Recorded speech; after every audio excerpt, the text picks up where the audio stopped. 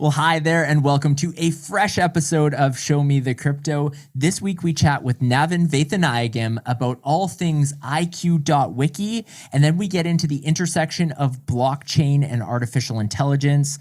Ulf, what did you make of this conversation? Oh, it was super interesting. We got to talk to Navin all about the start of IQ.wiki, which originally was this Web 2 classic Wikipedia type product, but over the course of that timeline, it's evolved, almost 180, and it has adopted blockchain technology and become IQ.wiki in what it is today, which there's the IQ token, there's the brain DAO, there's all this adoption from and focus on blockchain and crypto now, which was super interesting. And then further in the sort of the latter half of our conversation, we talked all about the intersection of AI and blockchain tech, because that's something that their team is also incorporating with IQ.wiki. And that whole part of it got into also like, where's it going to go in the future? And it was super interesting. Yeah, as Ulf said, it was really an interesting episode because with this first half was talking about the timeline or the evolution of IQ.wiki. The second half, we get into the dynamics of blockchain technology, how it's going to intersect with artificial intelligence. Navin had some ideas of how the two could combine in the future that we hadn't even thought of. And we really think you're going to enjoy this episode of Show Me the Crypto. Show me the crypto. Show me the crypto. Show me the crypto. In a world on the brink of disruption, two men will bring you clarity by interviewing some of the most intelligent and influential names in the blockchain world. Welcome to Show Me the Crypto with your hosts, Wade Patterson and Ulf Lonergan. Well, hi there, and welcome to Show Me the Crypto. My name is Wade Patterson. And I'm Ulf Lonergan. We're a couple of friends from Canada who love learning about cryptocurrencies and blockchain technology, and we're happy you're along for the ride. Whether you're a crypto virgin or you know your way around the block, we hope our interviews with some of the most intelligent and influential people in the blockchain space help deliver you with value. And on this episode, we're joined by Navin Vethanayagam, Chief Brain at IQ.wiki. Hailing from Ottawa, Ontario, Canada, Navin graduated from the Ivey Business School at Western University before joining Everipedia in 2016 as the company's sixth team member.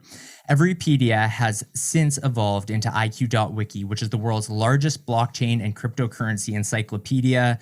Navin, welcome to Show Me the Crypto. Thank you for having me. Yeah, we're excited to have you on, and we're going to jump into a lot of different things. But before we get there, it's rare that we have a fellow Canadian on the pod hailing from Ottawa. And so where I want to start this is, how do you find that the crypto scenes differ? So you're currently based in LA. How is the LA crypto scene different than the Ottawa crypto scene? It's kind of funny. So like in Ottawa, I never really, I actually moved. So I actually went to school in London. So London, Ontario. I used to go to Ivey Business School there. And there, I think it was starting, crypto was kind of starting. And Ottawa is kind of interesting because I actually learned about crypto.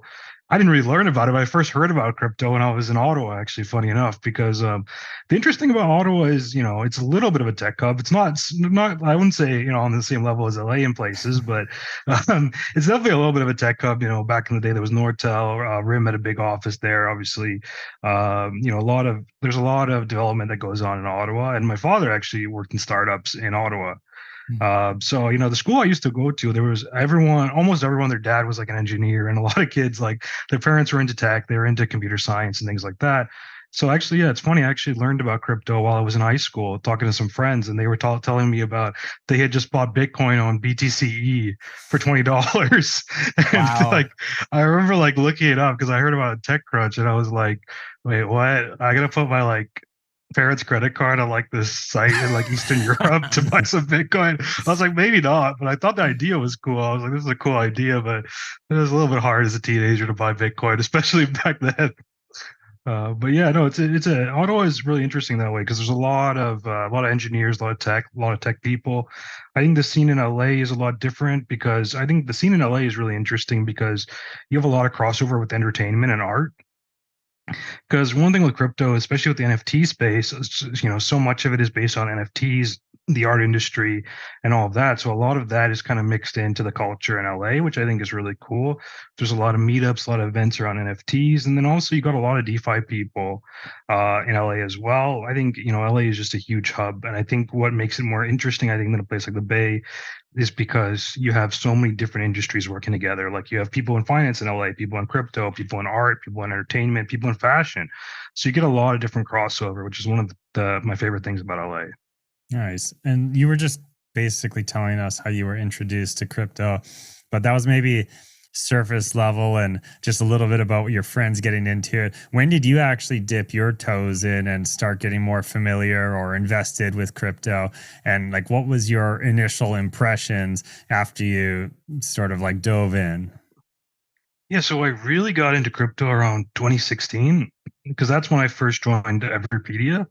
And I really hadn't thought about crypto that much since, like, hearing about it in high school. And then once I was working at Everipedia, some of the founders, they were really into crypto. Like I remember Sam was telling us, so Sam Kazemian founded Everipedia, and then he also founded Frax Finance. But early on we were talking and he told me the story about how he actually got into crypto was that he mined Dogecoin to pay his tuition at UCLA. Yes. So like people were always talking about it, and like I remember like that's how we kind of got into it a little bit. And that when I first joined, the market was really low, and like I think it wasn't that big of a thing. And we kind of always thought about crypto, but we never really knew like how it's going to work with our site. And then I remember things started really heating up around like 2017, 2018, going to the whole ICO craze. And like we were all just trying to buy ICOs, and like we were all getting really into it. Everyone was having fun with that. And then I remember we kind of thought like, maybe there's some sort of application, but it took a couple more months and we kind of realized that cryptocurrency could be really useful for incentivization. So back then Everipedia was like an encyclopedia for everything, and we didn't really see the use case for blockchain, but what we did end up seeing was that we could use it for governance, because one of the things that we wanted to differentiate ourselves was we wanted to make sure things were transparent. So in general, with a lot of sites, Web 2 across the board, whether it's, Wikipedia, Twitter, Facebook, nobody really knows who's making the decisions, like who's making the call on the rules, who's making the call on the moderation. Obviously at the end of the day, it comes back to the shareholders, but we don't really know, from that level, we don't really know on who's making decisions, right? In fact, that was one of the huge issues at Twitter, was that, even the CEO didn't know what was going on. Jack Dorsey was talking about how he didn't know what was going on. So I think one of the best solutions of blockchain is having every decision made on chain. So, with Everipedia, what we did was we moved everything on chain so that every edit was recorded on chain, which gives real transparency. And then you can see and then also people are able to vote on the rules. So like our token holders are able to stake their tokens and make votes on what the rules should be on, like, originally we had every single edit people voted on, but I think that was like too intensive. It was like complete direct democracy, and that wasn't practical. So now everything's run through the DAO, and we have votes on snapshot and general concepts. But yeah, so that's kind of how we kind of got into it. And of course, the biggest thing was that first drew us in was incentivization and using the token to incentivize our editors. It's kind of funny because we used to have this thing called IQ points. So when you when you contributed, you get IQ points, but they weren't like, they were literally just points. They were just a signifier, and they didn't have any use case or any value. And that's kind of how we got the name for the IQ token. So I want to dive more into kind of that timeline and history from, when you started implementing blockchain technology, because my understanding that was late 2017, it was announced, and then into 2018, you started doing that. But just on the sense of having kind of like the democratization of deciding what goes in there, was there ever any issues of that like not equating to like reliable information? And I'm trying to think of a possibility of how that could happen, but maybe there was like a whale token holder who, thought it'd be funny to just put out like false pages or something like that. Like, did that ever happen, or was that ever a concern of yours taking that approach? It was definitely a concern. It never really happened that people put. It was definitely something that everyone was concerned about, and it's like one of the most frequent questions. Like it definitely is something that comes into your mind. We kind of figured that it's not going to be too much of an issue because most people, like, you have to be pretty committed to go and buy the IQ token to go and like start editing. You have to be kind of committed. So you're usually not, it's not going to be your 12-year-old vandal who's like, messing around on Wikipedia. They're not going to go and edit Everipedia and spam it and stuff. But we did have some issues. And the main one was that basically, since we were having every single edit go up for vote, and every single edit was incentivized. So you would earn IQ tokens on like each edit automatically based on the voting on each edit. It became kind of a mess because you had so many different votes going on, and then people wouldn't do misinformation. But what they would do is like they'd add like a period and they just submit it, and then they would vote on it and try and get the reward. So that's why we kind of moved to a different model with IQ.wiki, and we started using Snapshot and the Brain DAO. And, that way you have people voted in and you have things like, the structures voted on, but you don't have every single little thing going to vote. So you have, stronger management, and it's easier to run things that way. So can you dive into a little bit into that a little bit further in terms of, because that's what I understand, there were some significant changes. One was moving to Polygon, one was the rebranding to IQ.wiki. You just mentioned Brain DAO. So when did all of those things happen and why?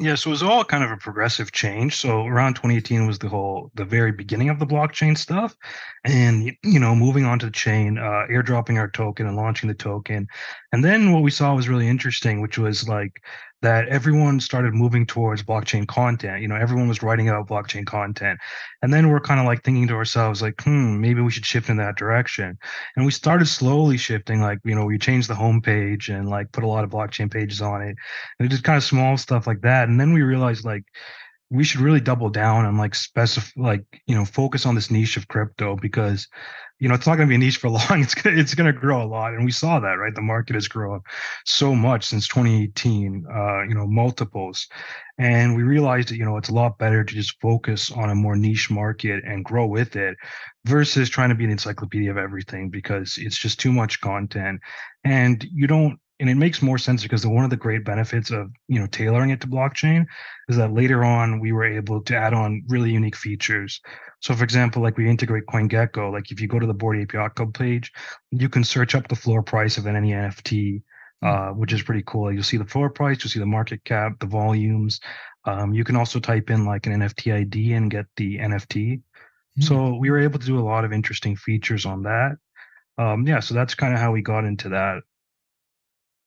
And another sort of area that Wade was touching on was like the move to Polygon and the adoption of blockchain tech. And so obviously with Polygon, there's benefits there with transaction speed and lower gas costs. Was that one of the main reasons for moving over to that layer too?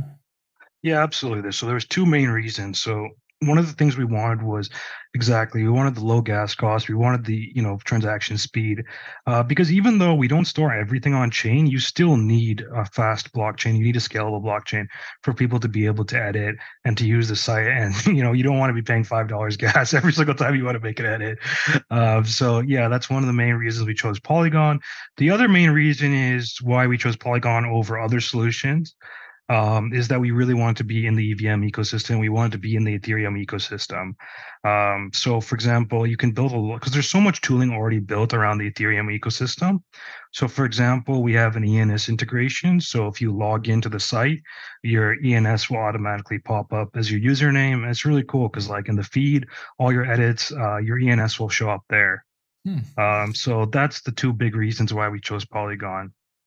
And you mentioned that like not everything is stored on chain, which begs the question, what information is stored on chain? What makes IQ.wiki different from Wikipedia, which is not at all on chain? What information is stored on chain, and how does the actual sort of process of adding information and getting it approved? You mentioned a couple times that at one point was every single edit, and it's not anymore. So what is it today, and how does that sort of mechanism work?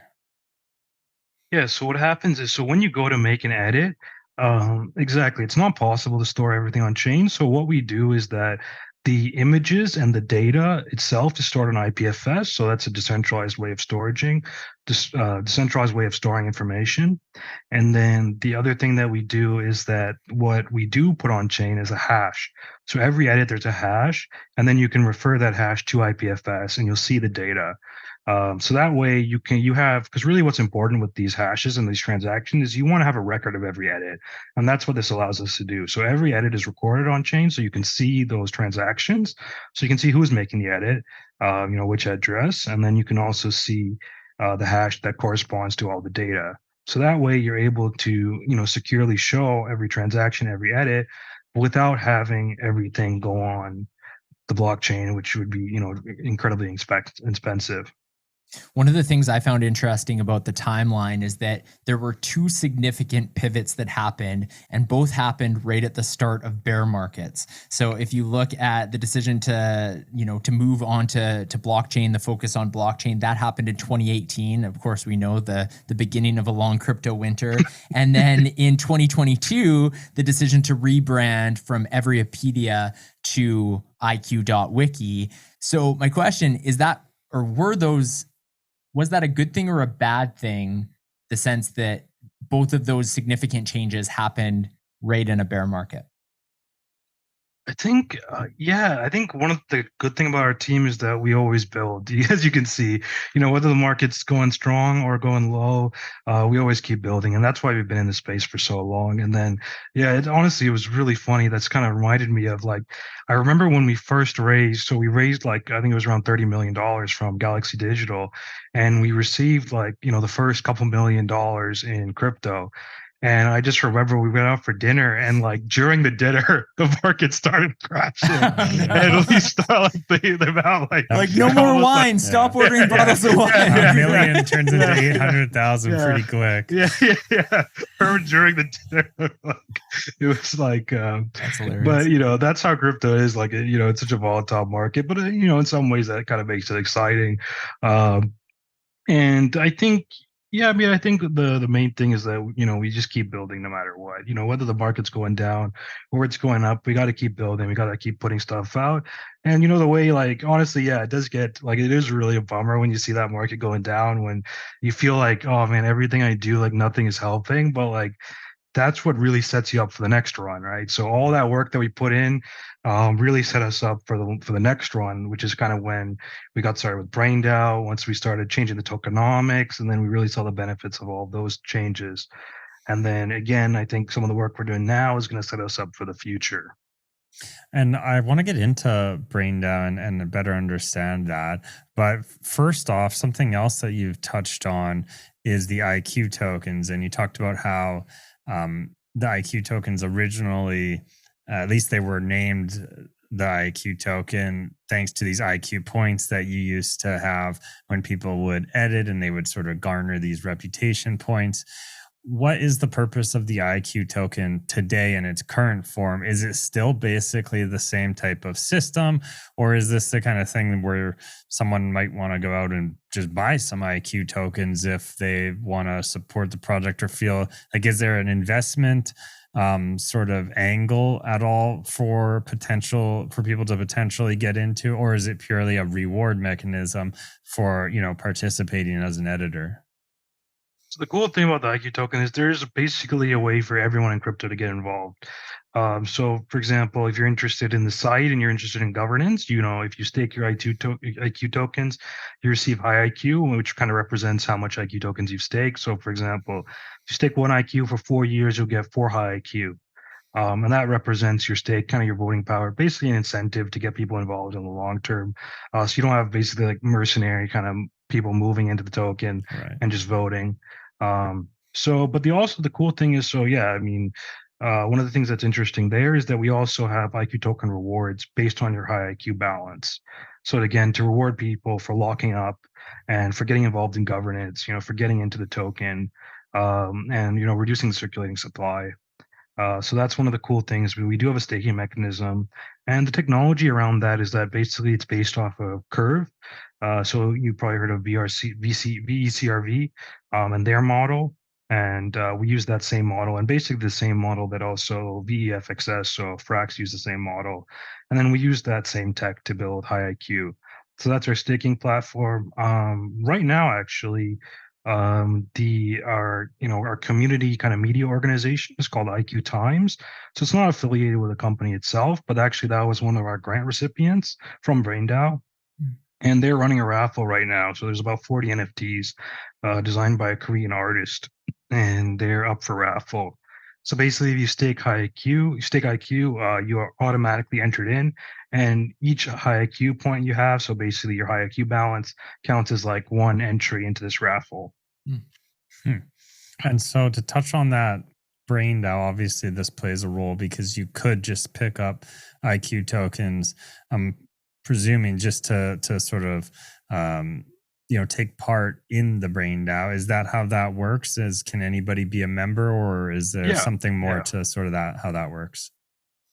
So BrainDAO, basically everyone who holds IQ tokens, we consider them a member of the BrainDAO. And if you want to vote, all you need to do is you need to stake your IQ tokens, and you receive rewards for that. So if you do hold IQ tokens, definitely go for it and stake, because you'll get some rewards for it because you're already holding the token, and you'll be able to vote on governance decisions, also kind of different treasury decisions.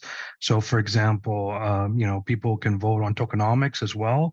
So any major change that happens to the token or to the site or to governance, all of that can be voted on by the token holders. And anyone who holds the tokens, you're always welcome to create your own proposal and post it on Snapshot, and everyone can vote on it. One of the most recent things on the timeline, kind of going down this timeline, is the integration of ChatGPT, which happened earlier this year, and the embracing of artificial intelligence. So how is IQ.wiki using AI? Yeah, so kind of how we got started into AI was that we saw ChatGPT was exploding. We saw 100 million users like in a week, and we were like, this is really cool, because we had always thought we need AI to make it easier for people to contribute, because that's one of the main challenges. Like, it's not easy to contribute to an encyclopedia. Even with Wikipedia, there's a lot of issues. Like, it takes a lot of time to get all the citations and everything.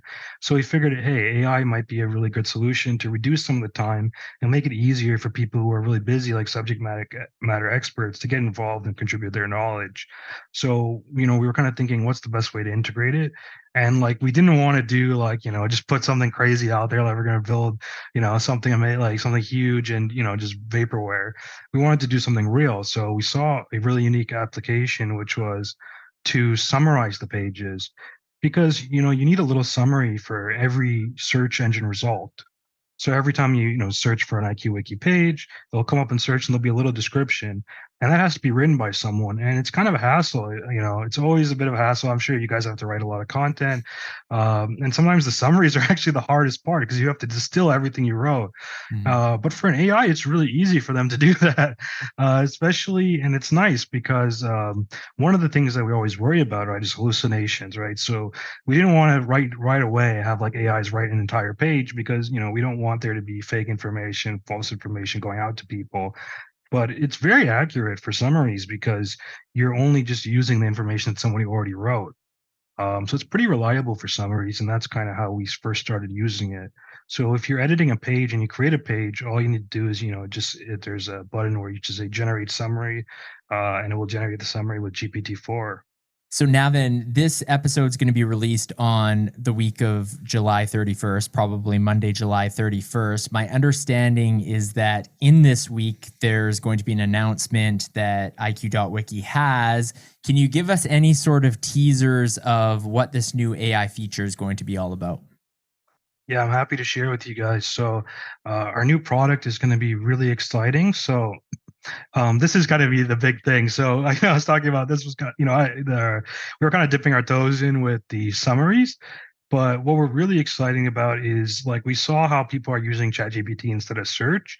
Like for example, instead of just searching up, who started a company or who created something, and just Googling it and then having to go through 15 million results, you can just ask ChatGPT and get an answer right away.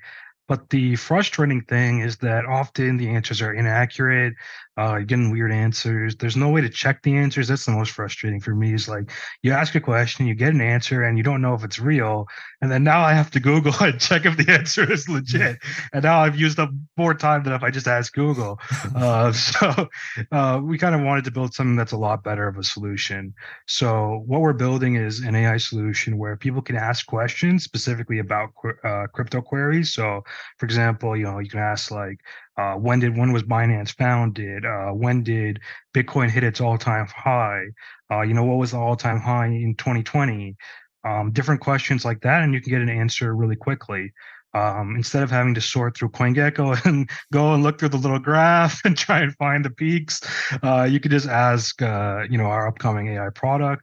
And the idea there is to draw on our database of wikis. So we have thousands of wikis about crypto, but we're also integrating live news as well as data sources, things like CoinGecko. You're going to see crypto news sites as well. Maybe things like AP News, things like CoinNest in Asia, stuff like that is going to be integrated into the site. And you're going to be able to ask questions about recent news, about token prices, and, kind of all the interesting, useful data. That's super cool. And it sounds like the way that you combat false information is because it's all pulling from your source of sort of approved information. But how does that work when you get into that other territory you're talking about of like pulling from different news sources and things like that? Doesn't that sort of open the door again for, potentially inaccurate information? It definitely does. That's why the focus is on making sure that the sources are reliable. So, using sources that are, relatively well known and things that are mainstream. For example, everyone's using CoinGecko, things that are kind of mainstream and people know, but also part of it is being transparent. So we say where the data is from. So it will say, for example, if the data, let's say you ask who founded Binance, it says CZ and links to his wiki. It will say original source, CZ's IQ.wiki page. Or for example, if it's a numbers question, you ask about token price, it will say original source CoinGecko. That way you can just go and double check and you say, hey, maybe, or maybe for whatever reason you say, I don't trust CoinGecko. Then you know that answer is from CoinGecko and you can get it from another source. Right. So I think that's part of that solution in building the trust.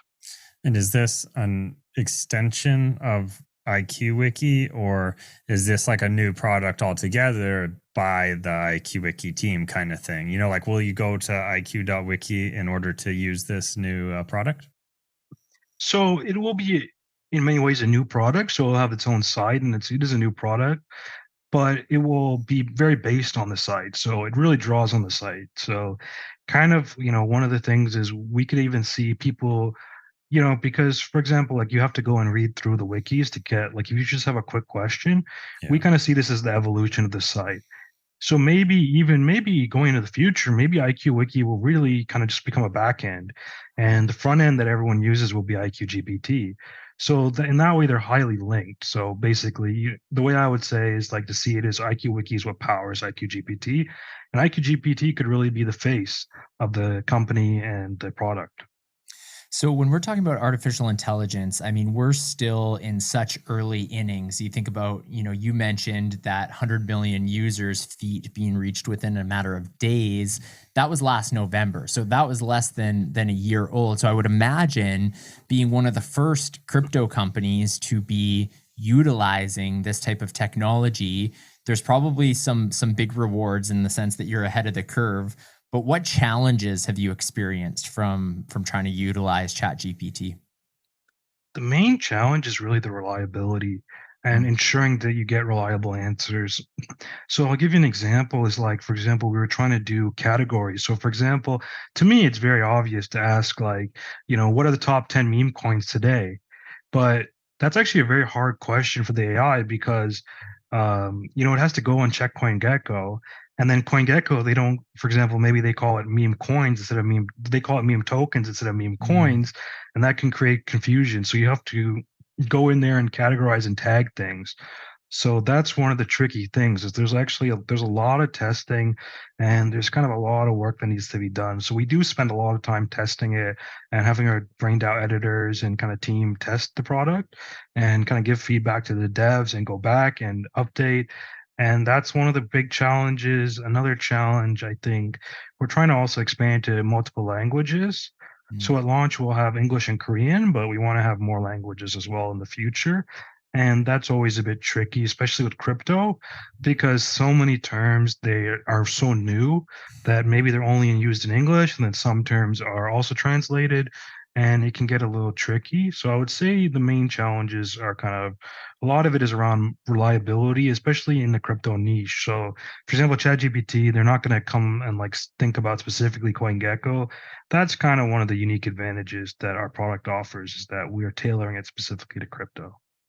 One of our recent guests, Joan Westenberg, who publishes the Index, we asked the question of what will be the trend to be paying attention, like basically what should people be paying attention to now that's going to dominate the next bull run. And, you know, we already talked about ICO craze in 2017.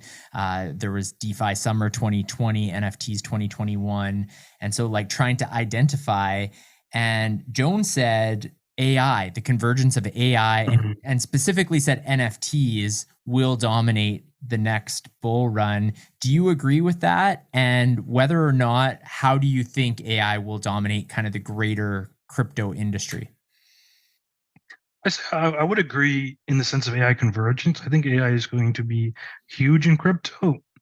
I think I could see applications in the NFT, but I'm not sure if that's going to be the main kind of game changer because I think AI is going to be quite interesting with NFTs on the design side and customization side. And there's a lot of interesting stuff that can be done there. But I think what's really, I think, kind of longer term, what's really going to be huge is these kind of agents. Because one thing that's interesting is that people are having, agent AIs where they can create their own prompts and answer their own questions. And like in theory, you could really build a whole business all run by an agent. But one of the main challenges with that is that AIs, they don't have IDs, they don't have credit cards, they can't set up bank accounts. But in theory, they could use cryptocurrency. So I think that could be kind of long term, something that's really exciting. I see a lot of points of convergence for AI and crypto. I see another one that's interesting is training. So training AI models it takes a lot of people. It's something we're kind of going through is that, you need a lot of people to test the product. You need a lot of feedback. And one potential there is, using the IQ token or in general, people using cryptocurrency to incentivize the training of models and the development of models. Because that's another big issue right now that I'm seeing with AI is that things are quite centralized. You have really only a couple big players. You got OpenAI, Google has got their own platform. You do see a lot of open source development and stuff, but there's not a lot of incentives for that. And it's challenging, with the cost of all these chips and things. So I think one interesting aspect could be the use of cryptocurrency incentives for open AI training. We had on the show a while back, really kind of ahead of the curve on the whole AI front, and on the subject of converging with blockchain and NFT technologies was Alethea AI. And if you haven't heard of that project, it's essentially kind of what you're talking about, where they are mixing PFP style NFTs with this training model of different personalities. And so you can get the NFT and then you can go through training with it where you talk to it back and forth and essentially train it to think or act or be a certain way and sort of impart these personalities on it. But it leads to this whole sort of like, where do you go from there? And we've had other conversations about, do AI NFTs at some point become this sort of like agent, if you will, or like your personal AI, your personal OS who does things for you, and you own them, and their whole being lives in this NFT. So what are your thoughts on that sort of idea, and maybe where that could go in the future? think it's really interesting. I think that's one of the really things that's exciting is the customization that AI offers. So, for example, I think, yeah, creating custom NFTs is really interesting, especially ones that kind of can evolve with you as you learn and kind of it can also be really useful for education on your, like, for example, it depends on your learning style, it could adapt. I think that's what we're going to see is really useful because I think that's one of the challenges sometimes in understanding concepts in crypto is that sometimes for example, if I'm talking about a certain term, it's going to be in what I find relevant.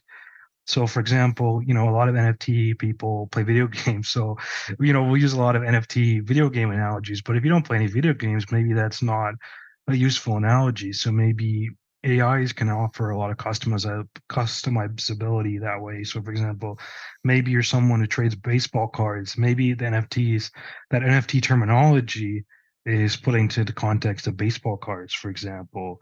And I think there's going to be a ton of value there. The other big thing that I think is not really specific to crypto, but I think is going to be huge for crypto is breaking down the language barriers. Because right now, if you don't speak English, it's hard to get involved in the space where a lot of people, let's say most of the development and it kind of a lot of the interest is in English.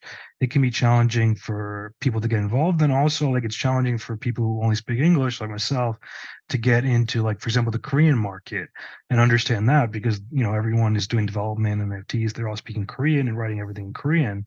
But I think one of the great aspects of AI is that it's going to offer much, much better translation than what we currently have. And, maybe even in real time, people will be able to contribute and work together, whether it's community building, storytelling, in addition to development, and all of that stuff will be able to be done together. And I think it's going to make the crypto ecosystem a lot more diverse and a lot more broad. Yeah, that's a really good point. I hadn't thought about that one. One thing that's really interesting to me is that when it comes to social media, today people have a difficult time deciphering what's truth versus what's not real information. And it's not, I mean, in some instances it's maybe a little bit tricky, but this is when it's pretty easy, like you look at a sketchy URL that's like www.extreme.left or rightwing.com or something like that, and it's like, oh, maybe this is a bias story. You can kind of, but still many people are sharing out that information, and you kind of get it because these social media algorithms are kind of basing the information that's going to them on some of their predisposed beliefs. And so that creates each person's kind of reality. So what kind of scares me going forward is that if that's what's happening when it's pretty easy to decipher, once we get into the realm of things like deep fake videos and things like, no, I saw a video of this person saying this, like that is proof, and it's actually much harder. It seems like there may be an opportunity there for blockchain to help decipher that authenticity. What are your thoughts on that? And how do you think blockchain will tactically kind of help with that issue? I definitely see blockchain as a really perfect solution for a lot of these issues around deep fakes because it allows you to verify transactions. So, for example, one of the really big issues right now is all of these Twitter hacks because, even if you trust the source, so like let's say, I trust Yuga Labs Twitter, right? They have their verified Twitter. Sometimes, sadly, they get hacked, right? And then people are sending out these phishing links, and maybe those attacks they're starting to get more and more complex and more sophisticated. And right now it's pretty easy to tell, but in the future it could be harder and harder to tell. And a lot of people are still falling for it because they see it. They're like, "Oh man, I got to get this mint before this is like a limited drop or whatever." And they got it in their head that they got to get it. But I think one quick way I think that maybe people could solve this issue is that if you're doing a drop, maybe you have some sort of signature, some blockchain signature, so you can check it on Etherscan. And it's like, oh, okay, so this is actually from Yuga Labs ETH address. And obviously that can still be hacked, but it's much less likely. For example, you have that address in a multi-sig. You maybe have the core Yuga team, a couple of guys on it, and they have to sign off on it for every major launch. And that way, I think you could mitigate a lot of these issues. That's something we actually did back in the 2020 election. So we partnered with the Associated Press, and we put the election on the Ethereum blockchain for the first time. And the goal there was really to show there's a way of verifying. Was one thing was a landmark for Ethereum, but also I think it's a solution for showing like where data is from. So AP set up their own Ethereum address and they published that online, so people knew, hey, this is their Ethereum address. So actually, it's still up only if you search up Elections API Associated Press. So it's up there, and then basically they use that specific address to sign off on every race call. So let's say they call North Carolina, or they call Arizona for Biden, for example, then they would sign that on chain. So then people, instead of having to trust a front end that could be hacked, like going to their website or going to CNN or Fox or whatever news you follow, you could actually go to any block explorer and check that it's been signed by the actual AP address. And a lot of people didn't get it, but the whole point was to show, like, because it's kind of funny, because a lot of people were like, "Hey, why are you guys saying, this guy won? Like, what's your business? Like, what do you know about elections?" And it's like, yeah, I don't know. I'm not the one, checking the data itself. But with our Oracle's product, what we did is we're not saying that we think big, Biden won Arizona or whatever state. We're saying, we're not even saying it. AP is using our product to sign and show that they believe that Biden won Arizona. And what's cool is that what's irrefutable is that that's what happened. You can't dispute.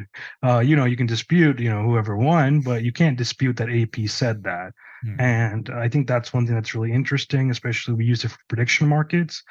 Another thing that could be really interesting is similarly using it for basketball, for example. There's a lot of these kind of unique events where the event is not necessarily determined by, you don't need a decentralized consensus about who won a basketball game. Even though, like, for example, Chainlink, they use a decentralized consensus, which is very useful for things like price, right? The prices have, for example, price of Bitcoin, there'll be a bunch of different exchanges, and you'll want, a whole bunch of different validators. But for example, for an NBA game, or for example, who won the Oscars or who won the Super Bowl, there actually is a body that's centralized that decides that. So in fact, you could actually just have them sign a transaction to say, hey, these are the guys who won the NFL game. These are the guys who won the NBA games. So I could really see blockchain being used by a lot of major organizations to sign off and show, hey, we really said this, rather than people, using fake videos and, spoofing websites, hacking websites. I think we're going to need that in the future.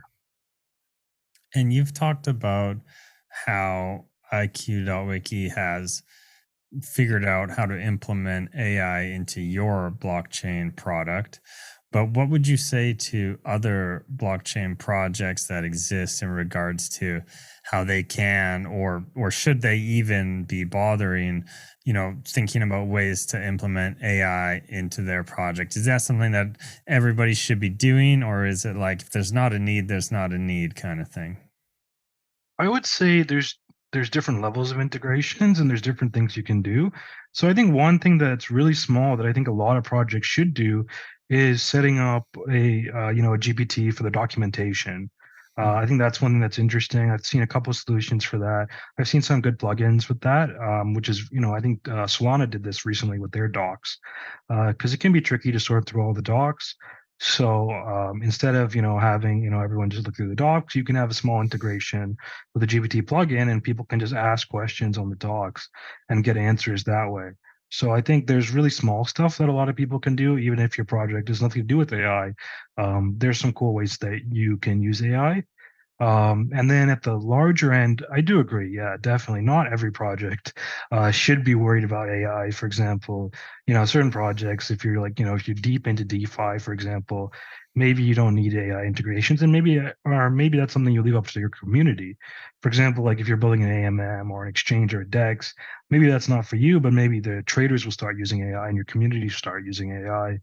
And we are going to see AI used in a lot of projects, a lot of different use cases. Everything from, but yeah, for example, if you had a trading strategies, project, AI could be really important there. NFT projects, we're seeing a lot of interesting stuff. We're seeing, a lot of interesting stuff. I do think it's kind of become like the internet, really, where every business uses the internet. Not everyone's an internet business where you're built around the internet, but everyone uses it. So I think AI is going to be a lot like that, where everyone is using AI, but there's going to be different levels. Like, is AI core to your business? Maybe not. But for some people, it'll be core, and some people it kind of be on the periphery.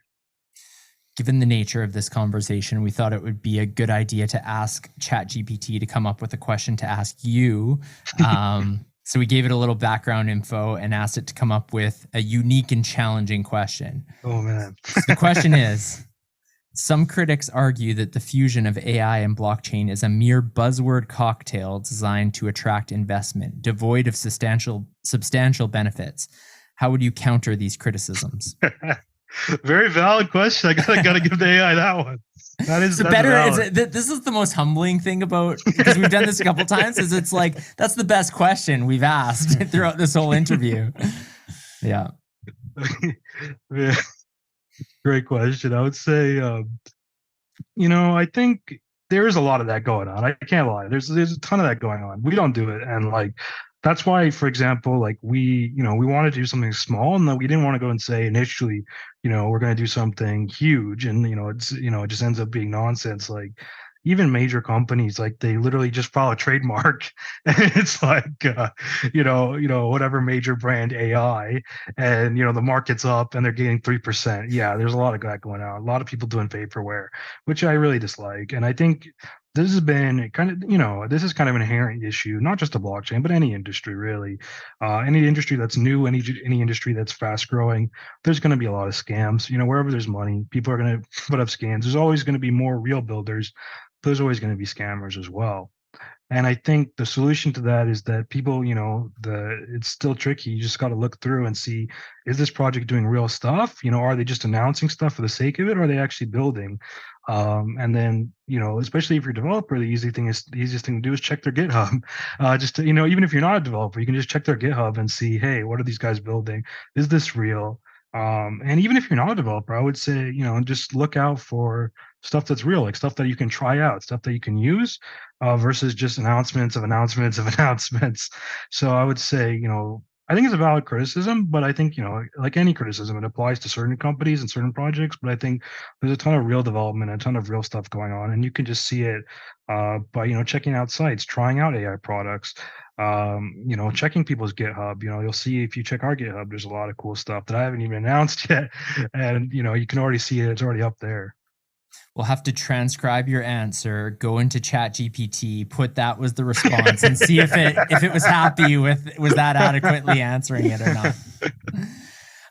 We're getting close to the end of the conversation, but one thing I wanted to ask you about, Navin, is just when it comes to IQ.wiki, how do you define success? I mean, is it a matter of traffic on the site? How many people are accessing it? Is it a matter of how big the wiki grows in terms of how many entries, or what does success look like? So our mission is really to spread the word and knowledge about crypto. So we really want to get this out to people in the crypto community. And one of the things that I think we'll see as a marker of success is more and more people reading. Also, more and more people getting involved, contributing, whether it's editing or just, staking the token and getting involved that way, getting involved in governance. And then the other cool thing that we're seeing is, products. We really want to be the number one wiki resource for the crypto community. And we want to see people using it, people in the culture, whether it's podcasts or whether it's developers or people who are developing projects. So for example, one of the things we're really proud about is recently Bond Protocol integrated IQ.wiki pages. into, so for all of their bond markets that, they'll have different tokens. For example, the IQ token is up there. And for each project, they'll have their IQ.wiki link. So we really want to be the hub and the resource for knowledge for the crypto community. So I think when people think, right now, everyone, when they think of price, they think of CoinGecko, they think of CoinMarketCap. We want to be so that whenever you think of, crypto knowledge, whenever you want to learn about a founder, you want to learn about something, you think of IQ.wiki. Well, I think that makes a lot of sense in terms of a mission that you're striving toward. Navin, this has been an awesome conversation. We've covered a lot of ground. Ulf and I like to end every episode of Show Me the Crypto with the same 3 questions that we ask every single guest. It's a segment we call You Had Me at Crypto. Ulf is going to ask you those questions. Right, Navin, you ready? Yep. All right. The first question, who's your favorite person to follow in the crypto space? So I got so many, but I'll just keep it a few. So one of my favorites is, I don't know if this is cheating, one of my good friends, Dave, DeFi Dave, you might know him. He's always tweeting about crypto, everything with NFTs, everything with DeFi. He's a really passionate guy. I've worked with him for a couple of years. We used to work together at Everipedia, but now he runs Flywheel. And Flywheel also is really interesting. They cover the whole Frax ecosystem, a lot of great alpha there, a lot of interesting stuff. They actually inspired us to create the community to create their own version of Flywheel, which is IQ Times, which covers the IQ ecosystem. Got to shout out Sam Kazemian, founder of Everipedia, founder of Frax Finance. He's the one who really put me onto crypto. So, of course, good follow right there. A lot of great threads. Recently, he did one about stablecoin regulation and the whole SEC case. Really good thread there. And now someone who's not connected to me, Drea, so DR3A, really interesting ENS commentator, so an educator in ENS. She posts a lot of great threads about ENS, and it's a great place to learn about ENS. Nice. 3 solid picks. All right. Second question. What will the price of Bitcoin be 10 years from now? Oh, man. Long shot, this one. And we will, 10 years from now, we will replay this clip. So a lot of pressure there. A lot of pressure there. Not financial advice here. We're going to create an IQ.wiki page that's just now my prediction. Bitcoin prediction. This is going on my wiki, I bet. Oh, man, that's so tough. I don't want to pull apology. Yeah. Well, you got 10 years. He had like 2 months or something. So. I don't know. Really, I think we could definitely, in 10 years' time, that's a really long time. I think it could become the world's reserve currency, not the world's reserve as in gold. I think it could become kind of, what people use as a store of value. It's already becoming like that. We're already seeing people use Bitcoin that way. I think what's going on in El Salvador is really interesting. I think, I actually, surprisingly, even though I think his call was way off in terms of that short run, I think a lot of his ideas are interesting of what Balaji's talking about. I thought it's really interesting that he said basically, because if one country does it in a big way, other countries are going to have to copy, right? And it's going to kind of be a virtuous cycle where one country goes into it, then you want to be the second. You don't want to be the last guy buying Bitcoin for $1 million. So maybe let's put it out there. Maybe $1 million in 10 years. All right. Love it. Yeah, it's the most common answer is 1 million. But I will say it's not a common answer in a bear market. Yeah, since when our show was in the bull market, most common answer by far. Lately, it's more like 100,000. So that's a bullish answer for a bear market. All right. Third question. What is the most underrated project in the crypto space? Oh, really good question. Not just us. yeah, other than you guys. Yeah. Other than that, I keep talking. Yeah. I really like ENS. I think it's so underrated, especially like what people are doing with the 999 Club. Pretty interesting stuff. Like people are getting ENS. The first 0 to 1,000 ENS. I think the floor is like 7 ETH or something. It's pretty low, which it's kind of crazy. You're seeing people still buying apes for 40 ETH. You're seeing CryptoPunks going for 50 ETH. I think this is kind of pretty foundational, right? The first 1,000 ENS digits. I think that's kind of one of the underrated projects is ENS in general. And I think a lot of people haven't really been put on to the digits. There's countries, for example, like I see people trading countries for like 20 ETH. Like these are all cheaper than like top NFTs you can get. And it's kind of cool because if you have like a low number, it's like one of one. And the really crazy thing is that a lot of these digits, even though you can use them for payments, for all kinds of things with ENS, they're still selling for below domain prices. Like if you look up like a good .com domain, like let's say, 999.com or 888.com, those go for millions. Like some of these domains, like we've never really seen an ENS go for millions. So I think ENS is going to be one of those things that's really underrated. It's a great answer. Navin, this has been a fun conversation. Thank you so much for joining Ulf and I on this episode of Show Me the Crypto. Thank you for having me. Thank you for listening to Show Me the Crypto. Please make sure to subscribe as well as rate and review this podcast.